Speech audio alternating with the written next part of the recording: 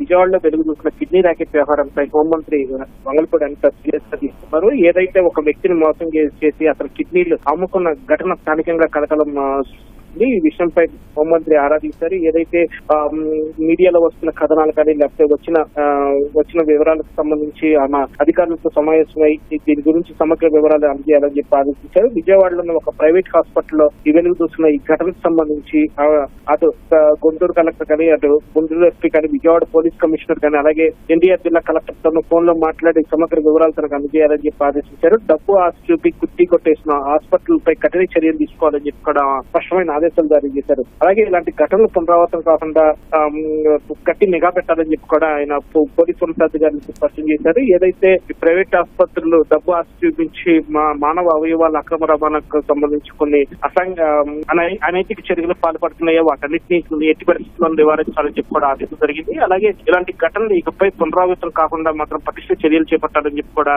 ఆదేశించి బాధితులతో ఇచ్చిన ఫిర్యాదు మేరకు విచారణ చేపట్టి అందుకు తగ్గ బాధ్యుల మీద కూడా కఠిన చర్యలు తీసుకోవాలని చెప్పి కూడా